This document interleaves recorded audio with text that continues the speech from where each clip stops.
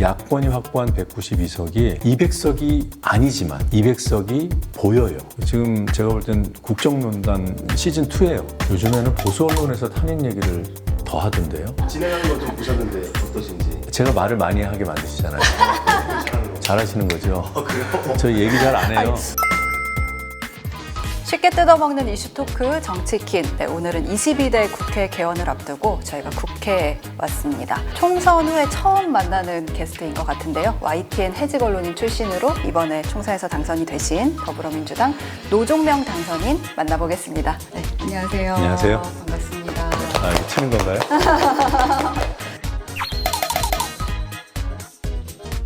정치킨인데 치킨은 안 주시고 저희 이름 아시네요? 보신 적은 있으세요? 섭외하셨으니까 알고.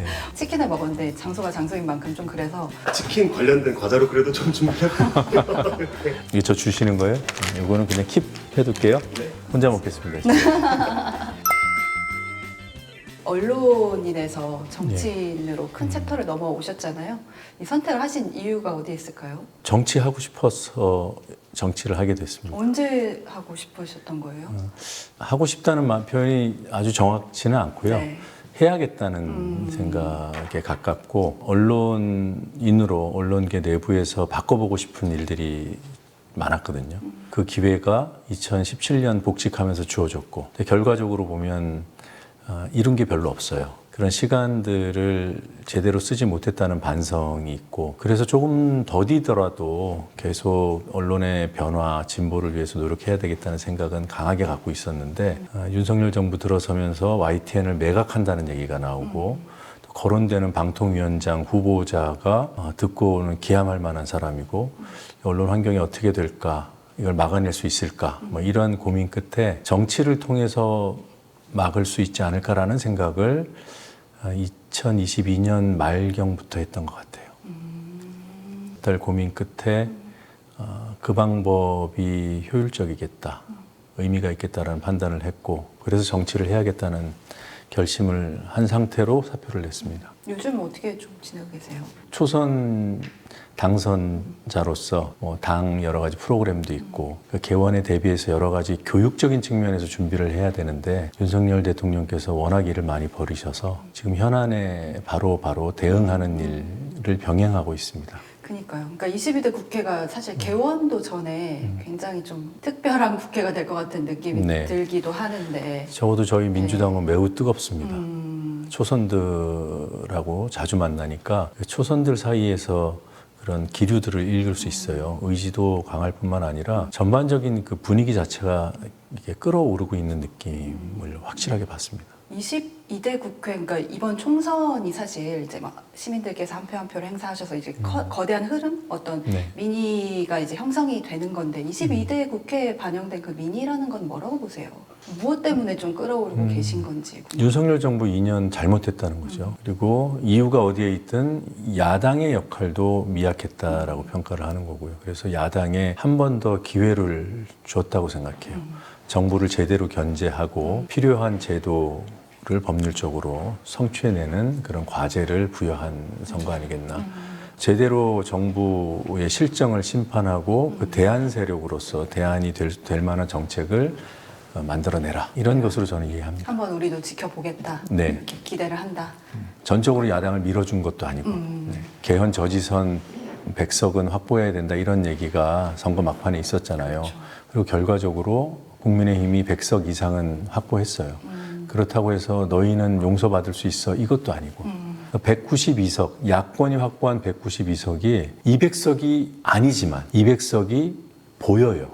그래요. 상황에 따라서 200석이 될 수 있는 어떻게 보면 절묘한 숫자다. 저는 그렇게 읽었습니다. 그래서 야당도 자만하면 안 되고 여당은 더더욱 지금은 반성해야 될 시기고 그런데 총선 이후 지금까지 한 달 반 정도가 흐르고 있는데 대통령의 취임 2주년 기자회견에서 나온 수많은 말들은 공허하고 일부 반성의 느낌이 나는 그런 얘기들도 거짓임이 드러나고 있고 실질적으로 민정수석을 부활시키고 검찰 인사를 마음대로 하고 특검법 본인과 관련된 거, 부인과 관련된 것들을 연달아서 거부하고 어제죠. 네. 정호성 전 비서관을 대통령실로 불렀어요. 네. 그 문고리 3인방 박근혜 정권 핵심 인사였고 국정농단의 주역이었고 그래서 실형을 선고받고 복역한 사람인데 그 사람을 지금 대통령실 비서관으로 다시 부활시켰습니다. 지금 제가 볼 땐 국정농단 시즌2예요.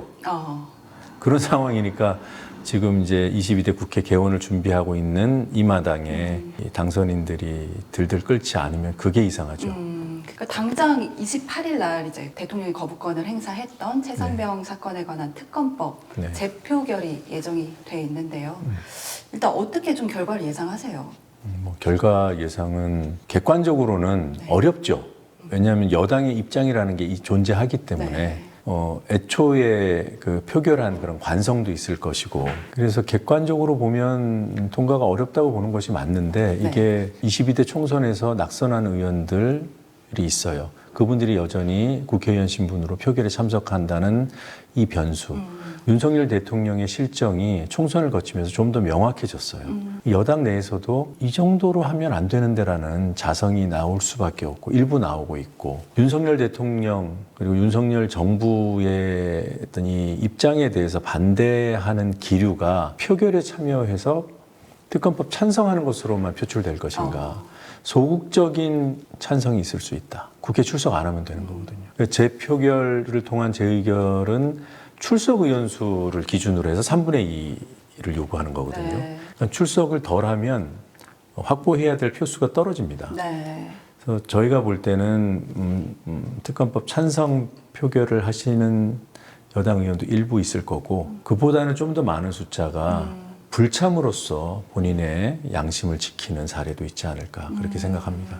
그래서 종합하면 정말 예상하기 어렵다. 어렵다. 네. 결과 자체를.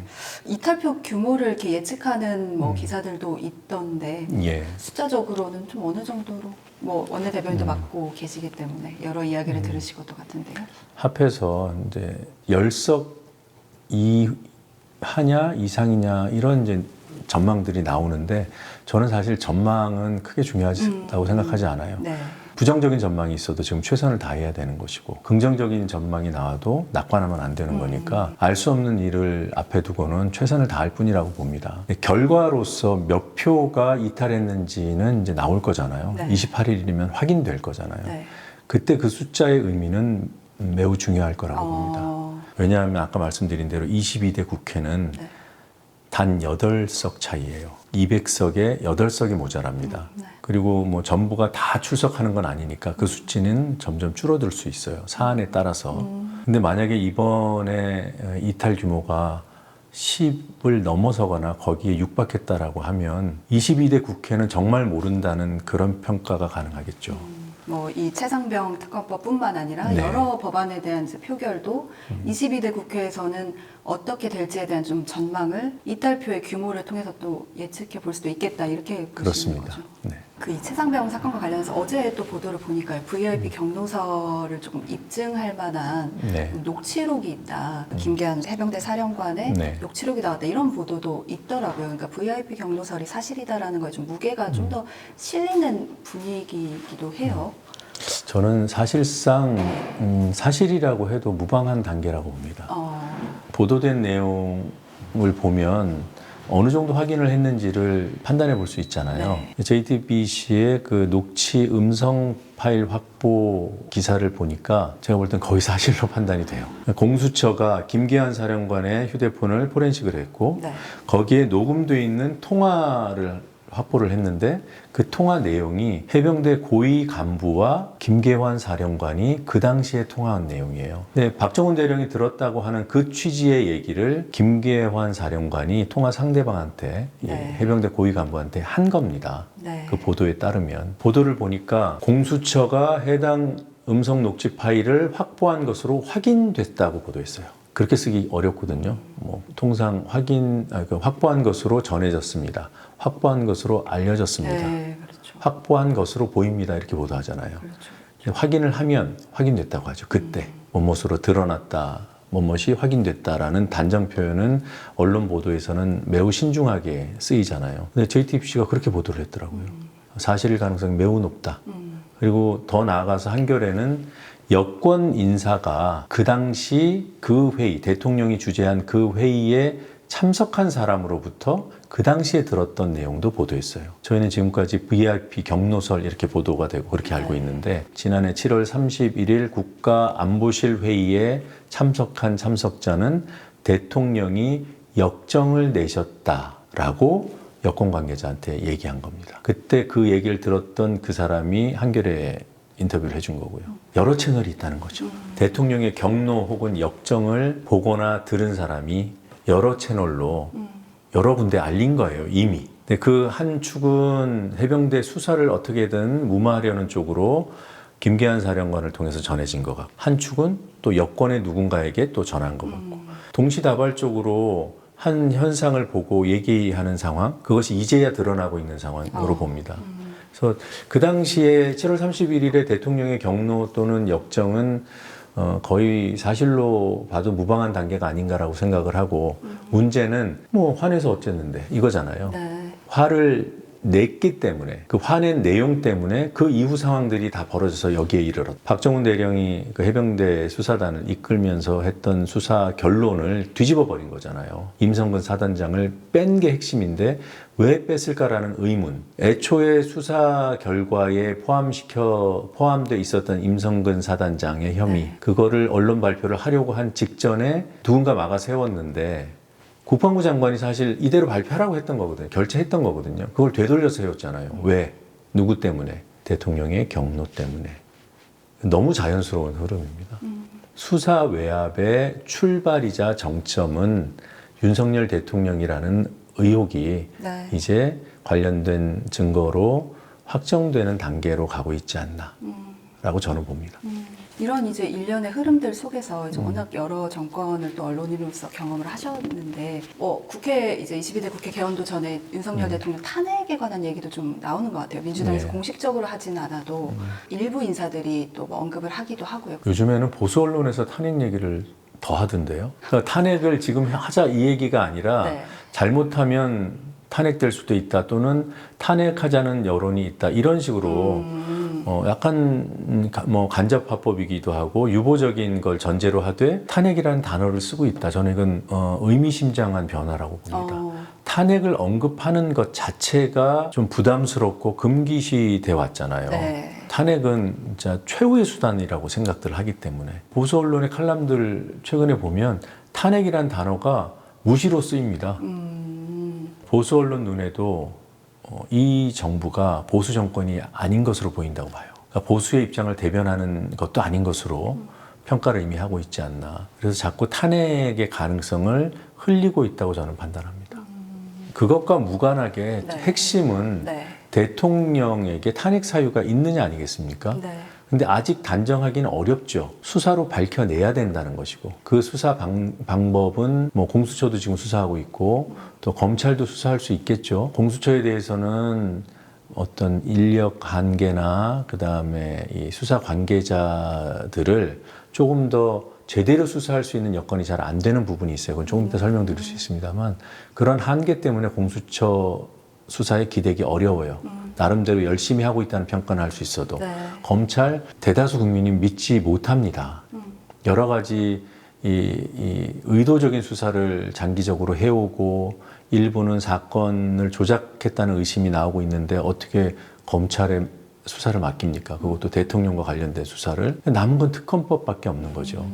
특검을 통해서 정말 잘못이 있는지 없는지를 가려서, 잘못이 없으면 없는 거죠. 근데 잘못이 있으면 책임을 지워야죠. 그 책임을 지우는 방법 중에 어느 것도 배제할 수 없고, 다른 말로는 지금 어느 것도 확정할 필요가 없다.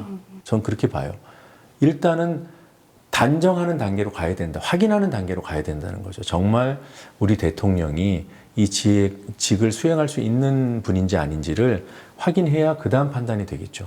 물론 일반 시민들은 이미 나름대로의 판단을 하고 자기 소신을 주장할 수 있습니다. 그건 그것대로 존중하고 그게 여론으로 드러나겠지만, 정치권에서는 확인이 먼저라는 입장에서 벗어나기 매우 힘들다고 봐요. 저는 특검을 통한 확인이 제1과제라고 봅니다. 너무 진지해지나요? 제가 이 진지 충으로도 불리기 때문에 아 근데 저도 그렇거든요. 얘네들이 맨날 왜 이렇게 텐션 낮냐고 진지하냐 그러는데 또 앵커셨고 하니까 진행하는 거 좀 보셨는데 어떠신지, 이 정도면 진행을 잘하는 편인지. 제가 말을 많이 하게 만드시잖아요. 잘하는 거. 잘하시는 거죠. 그래요? 저희 얘기 잘 안 해요. 제 평가인데요? 다 알고 계시고 다 깨고 있으니까 대화가 되잖아요. 이제 시사 관련된 현안 관련된 대화 출연을 하다 보면 툭툭 흐름이 끊기거든요. 사실 앵커가 다 준비하고 나오긴 쉽진 않죠. 네, 잘하시는데요. 제가 이렇게 평가해도 되나? 어떤 정치인이 좀 되고 싶으신지 이런 게 좀. 맞아요. 그건 저도 뭐 궁금해요. 효능감 있는 정치인? 효능감 있는. 뭐 만들어내는구나. 그 다음에 이게 좋은 거다 나쁜 거다 효과가 있다 없다 판단이 되지 않을까요? 물론 이게 실험은 아니잖아요. 정치는 실험이어서는 안 된다고 봐요. 그래서 신중하게 준비하고 실행 단계로 가야 된다고 보는데, 그래도 우리 그 국민, 우리 유권자들은 너무 오래 기다리는 것 같아요. 오래 기다리는 고통을 감내하고 계시는 것 같아요. 현안 얘기가 나오면은 일정 시간이 지난 다음에는 실행 단계를 거치고 그 다음에 평가를 하고 싶다. 너무 당연하지 않을까요? 근데 얘기는 나왔는데 이거 언제 하는 거야? 맨날 지지고 볶고 싸우기만 하고 결과가 나오는 건 없고, 그러다 보니까 그런 단계에서 언론의 어떤 그 양비론에 늘 당하죠. 여야 똑같아. 뭐 맨날 싸우기만 하고 그놈이 그놈이야. 그놈이 그놈이야. 그 밥에 그나물에 그 밥인가요? 아무튼 그런 평가에서 이득을 보는 세력이 있죠. 상대적으로 더 나쁜 세력, 더 부족한 세력이 이 양비론의 최대 수혜자죠. 양비론을 들고 나오는 언론은 그쪽 편인 겁니다. 제가 볼 때는. 근데 아무튼 그런 거에 당하지 않도록 하기 위해서라도 적절한 시점에 결과물을 내놓을 수 있어야 된다. 정치인이라면, 정당이라면 한 단계 더 나아가면 뽑아놨더니 좋은 정책 만들었네. 노정면 뽑아놨더니 뭐가 바뀌네. 이런 평가 받고 싶죠. 저희도 진짜 그런 거 좀 보고 싶어요. 네. 아니, 맨날 저희도 기사 쓸 때 이게 아직도 안 됐다 그런 거 지역 언론도 맨날 그거 쓰거든요. 이거 얘기만 하지 쌍파리만 띄우지. 그래서 물론 우리 전주현 씨는 안 그렇지만 기계적 양비론의 함정에 빠지지 않도록 조금 더 노력해 주시길 당부드립니다. 정치하실 때 민주당을 택하셨던 이유가 있으세요 혹시? 제안이 들어와서 효능감을 살리기에 딱인 정당이라고 생각했는데 제일 야당이어서 수권에 가깝고 네. 저는 지금 하는 노력들도 다 의미가 있고 당연히 최선을 다해서 결과를 내려고 노력을 해야겠지만 수권을 하고 그러니까 정권을 위임받고 거기에서 좋은 정책을 펴는 것 거기까지 가보고 싶어요. 지금 상태로서는 아까 뭐 언급도 하셨지만 민주당이 수권 정당으로서 대안이 되느냐에 의문을 표하시는 분들도 있으실 수 당연히 계시겠죠. 있잖아요. 네. 그런 부분에 있어서 이제 초선으로서 당내에서는 좀 어떤 일을 하시려고 생각 중이신가요? 저는 뭐 정당인 누구나 다 수권에 기여하는 방향으로 움직여야 된다고 생각합니다. 유권자의 좋은 평가를 듣기 위한 노력이 뭐 갑자기 선거 직전에 한다고 그게 인정받겠어요? 지금부터 하는 거지. 지금 당 안팎에서 일고 있는 이제 갈등상으로 표출되고 있는 이런 것들도 다 그 과정이라고 봅니다. 우리 당원들이 원하는 것을 어떻게 담아낼 것인가, 당원들의 여론을 어떤 의미로 읽어낼 것인가, 확장하면 우리 사회 유권자들, 우리 공동체가 민주당이 요구하는 것은 무엇인가, 여기에 대한 고민이 조금 더 구체적이어야 되지 않을까. 근데 그걸 주제가 굉장히 광범하고 추상적인데 이 화두를 갖고 매달리면 뭐 결론이 나오겠습니까? 그냥 방향성일 뿐이죠. 현안 하나하나에서 그런 고민을 해야 된다. 최상병 우리 해병대용 특검법 재표결을 밀어붙이는 것이 민의에 부합하고 우리 공동체에 이바지하는 것인지 아니면 여기서 싸우면 안 돼. 끝까지 타협을 봐야 돼. 이러는 것이 부합하는 것인지를 계속 고민하는 거죠. 22대 국회가 열리면은 21대에서 대통령이 거부했던 법안을 비롯한 여러 가지 실행하지 못한 여러 가지 개혁 과제들을 풀어 헤칠 거잖아요. 그거 하나하나마다 지금 이것을 해야 되는가 아니면 조금 더 협상을 해야 되는가 이런 고민을 하겠죠. 그리고 대안은 이거밖에 없는가, 제3의 대안이 있는가, 뭐가 더 유리한가. 방송 3법도 마찬가지고 모든 법안에 대한 모든 현안에 대한 그런 구체적인 고민의 기준은 우리 공동체고 유권자여야 된다. 치열하게 그 부분에 대해서 토론하고 항상 네. 고민을 해야 한다는 말씀이시죠. 그렇죠. 당선인들이. 당원들의 권리 강화에 대한 게 최근에 좀 화두가 되고 네. 있는데요. 이 부분에 대해서 이제 좀 의견이 엇갈리는 부분도 있는 것 같아요. 이제 당장 그 최근에 국회의장 후보 선출 과정에서도 이 문제가 좀 나오기도 했고, 당원의 권리를 강화해야 된다. 아니다. 좀 그거는 너무 강성당원들의 그 목소리를 반영하게 되는 것 아니냐. 뭐 이런 목소리도 있고요. 이 부분은 어떻게 보고 계세요? 강성당원이라는 표현 자체가 네. 옛날에 시민운동할 때 강성 시민운동가 이런 규정이 좀 있었나요? 잘 모르겠는데 물론 시민단체에다가 딱지를 붙였죠. 색깔의 딱지를 좀 과격한 단체야 뭐 이런 저는 좀 이해가 안 돼요. 사람은 여러 캐릭터가 있잖아요. 네.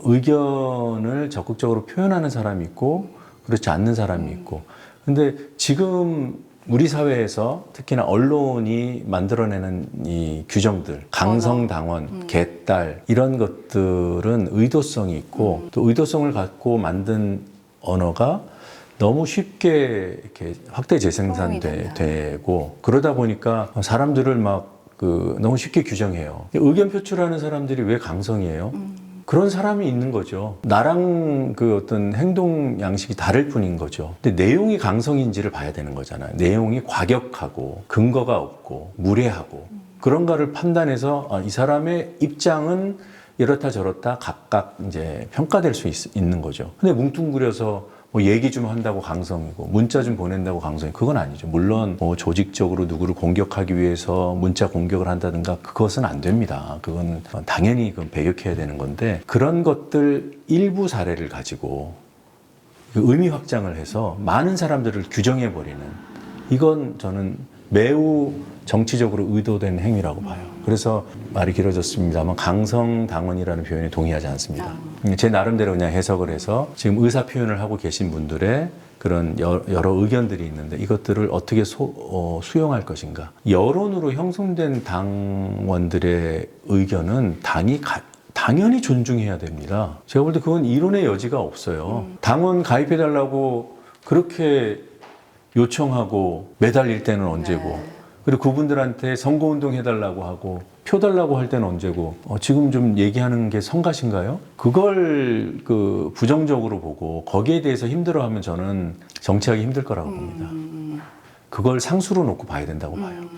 당원들께서 의견을 표출하는 건 앞으로 더 강도도 세지고 제가 말한 이 강도는 그야말로 강도입니다. 네. 숫자가 그런 사례가 많이 늘어날 거라고 봐요.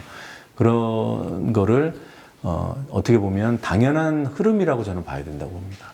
문제는 그렇게 형성되는 여론이 바로 당의 제도로 수용될 수 있는가, 당의 입장으로 수용될 수 있는가, 이건 또 다른 문제라고 봅니다. 여론을 존중하되 이것을 어떤 실행 플랜이나 어떤 시스템으로 수용하기 위해서는 일정한 절차가 필요하다. 당원들의 여론, 중간에 존재하는 시스템, 이걸 거쳐 나온 결과물을 제도로 반영하는 것.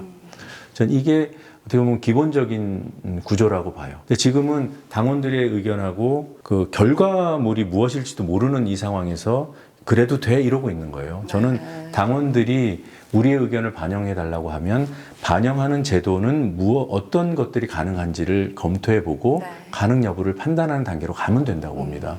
근데 그 단계로 가기 전에 왜 저렇게 떠들어? 왜 우리 판단에 개입해? 이런 의사가 혹시라도 있다면 그거는 상황이 너무 어지러워져요. 예를 들면 국회의장 이제 후보 같은 지금까지는 이제 뭐 당내의 선거로 여겨졌던 부분에 있어서 당원들의 의사 반영 비율을 높이는 것 이것도 구체적으로 뭐 가능한 안들이라고 보시는 건가요? 왜냐면 이게 또 의원들을 뽑아놨는데 대의민주주의랑 상충하는 거 아니냐 또 이런 지적도 있어서 네. 뭐 대의민주주의가 이미 직접 민주주의 요소를 반영하는 방식으로 진화해 왔어요. 언제부터 그 정당의 대통령 후보를 여론조사 반영해서 뽑았습니까? 정당의 후보자를 뽑는 방식은 다양할 수 있습니다. 그리고 큰 흐름으로 볼 때 당원, 나아가서 일반 유권자들까지 참여시키는 흐름으로 진화해 왔어요. 국회의장은 국회에서 뽑도록 돼 있죠. 나중에 국회의장을 투표로 하자는 의견이 나올지는 모르겠어요. 그럴 수도 있다고 봐요. 그런데 지금은 정당의 국회의장 후보자를 뽑는 절차에 관해서 얘기하는 거잖아요. 네. 가능성이 무한히 열려 있지 않습니까? 지금 일부 의원들은 뭐 10% 정도 반영해야 된다는 의견이 있어요. 그래서 경쟁력이 비슷한 후보들이 나왔을 때 당원들이 캐스팅 보트를 줄 수 있게 해주는 정도의 제도로 저는 이해합니다. 그게 왜 불가능합니까? 지금 이제 제한이 된 상황이니까 검토를 해봐야 되죠. 혹시 모를 부작용은 없는지. 원내대표 선거도 마찬가지예요. 민주당의 원내대표를 뽑는 거잖아요. 그러면 거기에 민주당원들의 입장을 반영할 여지가 있는지 왜 열어놓고 생각을 못합니까? 하나 더 제한된 게 지방자치단체의 그 의회 의원들을 후보를 뽑는 과정에도 당원들 참여를 확대하겠다. 이 모든 것들이 당을 대표할 사람들, 각 영역에서 당을 대표할 사람들을 뽑는 과정에 당원들이 어느 정도로 어떻게 참여해야 하는가, 참여할 수 있는가, 이거잖아요. 과거에는 기술적으로 어려워서 반대하는 측면이 있었어요. 근데 지금 다 되잖아요. 네. 뭐가 어렵습니까? 하면 되지. 지금 뭐 추미애 후보자가 됐어야 된다, 뭐 우원식 후보자가 자격이 있다 없다, 이 논의는 저는 지나가는 논의라고 봐요. 본질은 당원들이 여론의 어떤 형태로 모아서 당에 요구했는데 그걸 제대로 존중했는가? 이걸 묻고 있는 거잖아요. 지금까지는 제도가 없었기 때문에 당의 여론과 또 당내 인사들만으로 이루어지는 이 제도 사이에 괴리를 느끼지 못했던 거예요. 이걸 이제 처음 느낀 거잖아요. 네. 지금부터 이 괴리를 메울 수 있는 방법을 찾으면 저는 된다고 봅니다. 단 지금 화나 있는 당원들이 바라는 것은 제가 감히 짐작을 해보자면 그럴 의사가 있느냐라는 거죠. 우원식 후보자, 이미 뽑혀있는 우원식 후보자를 추미애 후보자로 바꿔달라는 요구가 아니라 앞으로 어떻게 할 건데라고 묻는 거라고 봐요. 저는 거기에 대해서 화답을 해주면 된다고 봅니다. 도저히 안 되면 안 된다고 설명을 해야죠, 솔직하게. 말씀하시는 사이 조명이 한번 꺼졌다 켜졌습니다. 당선인님도 돌발 영상의 주인공이 되실 수도. 당연하죠. 근데 돌발 영상 자꾸 삭제하는데. 박문진 이사 교체 이전에 방송 3법을 통과시키냐 마냐를 놓고 여야가 사활을 걸 거라는 거죠.